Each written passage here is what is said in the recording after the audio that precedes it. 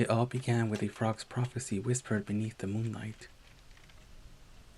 A spindle spinning fate in a forgotten tower, and an enchanted castle caught in the thorns of enchantment. Together, these curious moments unraveled the tale of a sleeping beauty.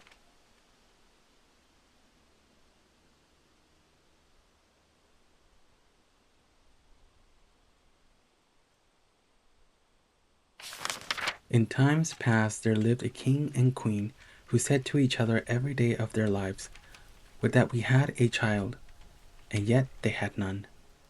But it happened once that when the queen was bathing, there came a frog out of the water, and he squatted on the ground and said to her, "Thy wish shall be fulfilled. Before a year has gone by, thou shalt bring a daughter into the world." And as the frog foretold, so it happened, and the queen bore a daughter so beautiful that the king could not contain himself for joy, and he ordained a great feast. Not only did he bid to it his relations, friends, and acquaintances, but also the wise women, that they might be kind and favorable to the child. There were 13 of them in the kingdom, but as he had only provided 12 golden plates for them to eat from, one of them had to be left out. However, the feast was celebrated with all splendor, and as it drew to an end, the wise women stood forward to present to the child their wonderful gifts. One bestowed virtue, one beauty, a third riches, and so on, whatever there is in the world to wish for. And when the 11 of them had said their say, in came the uninvited 13th, burning to revenge herself, and without greeting or respect, she cried with a loud voice, "In the 15th year of her age, the princess shall prick herself with a spindle and fall down dead." And without speaking one more word, she turned away and left the hall. Everyone was terrified at her saying.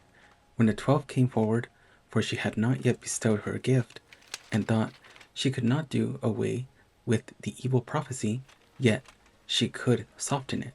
So she said, "The princess shall not die, but fall into a deep sleep for 100 years.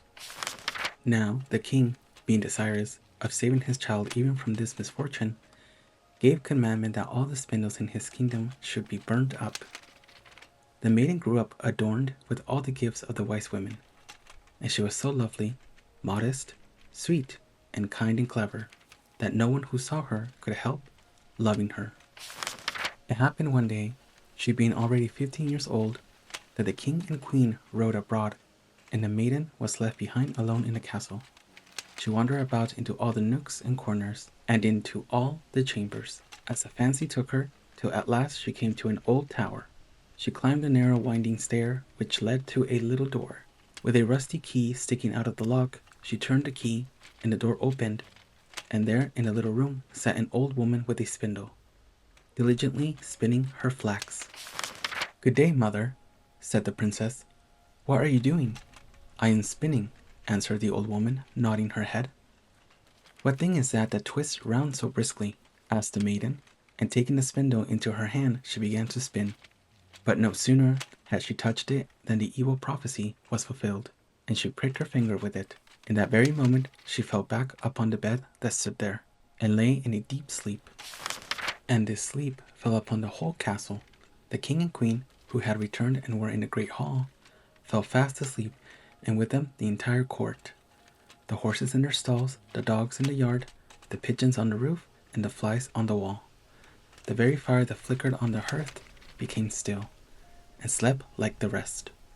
And the meat on the spit ceased roasting, and the cook, who was going to pull the scullion's hair for some mistake he had made, let him go and went to sleep. And the wind ceased, and not a leaf fell from the trees about the castle. Then round about that place there grew a hedge of thorns, thicker every year, until at last the whole castle was hidden from view, and nothing of it could be seen but the vane on the roof. And a rumor went abroad in all that country of the beautiful sleeping Rosamond, for so was the princess called, and from time to time many kings' sons came and tried to force their way through the hedge, but it was impossible for them to do so, for the thorns held fast together like strong hands, and the young men were caught by them, and not being able to get free, there died a lamentable death. Many a year long afterwards, there came a king's son into the country, and heard an old man tell how there should be a castle standing behind the hedge of thorns, and that there a beautiful enchanted princess named Rosamond had slept for 100 years, and with her the king and queen and the whole court. The old man had been told by his grandfather that many kings' sons had sought to pass the thorn hedge, but had been caught and pierced by the thorns, and had died a miserable death. Then said the young man, "Nevertheless, I do not fear to try. I shall win through and see the lovely Rosamond." The good old man tried to dissuade him, but he would not listen to his words, for now the 100 years were at an end, and the day had come when Rosamond should be awakened. When the prince drew near the hedge of thorns, it was changed into a hedge of beautiful large flowers, which parted and bent aside to let him pass, and then closed behind him a thick hedge. When he reached the castle yard, he saw the horses and the brindled hunting dogs lying asleep, and on the roof the pigeons were sitting with their heads under their wings. And when he came indoors, the flies on the wall were asleep. The cook in the kitchen had his hand uplifted to strike the scullion, and the kitchen maid had the black fowl on her lap, ready to pluck. Then he mounted higher, and saw in the hall the whole court lying asleep, and above them, on their thrones, slept the king and queen. And still he went farther, and all was so quiet that he could hear his own breathing. And at last he came to the tower, and went up the winding stair, and opened the door of the little room where Rosamond lay. And when he saw her, looking so lovely in her sleep, he could not turn away his eyes, and presently he stooped and kissed her. And she awaked, and opened her eyes, and looked very kindly on him. And she rose, and they went forth together. And the king and the queen and the whole court waked up, and gazed on each other with great eyes of wonderment. And the horses in the yard got up and shook themselves. The hounds sprang up and wagged their tails. The pigeons on the roof drew their heads from under their wings, looked around, and flew into the field. The flies on the wall crept on a little farther. The kitchen fire leaped up and blazed, and cooked the meat. The joint on the spit began to roast. The cook gave the scullion such a box on the ear that he roared out, and the maid went on plucking the fowl. Then the wedding of the prince and Rosamond was held with all splendor, and they lived very happily together until their lives' end.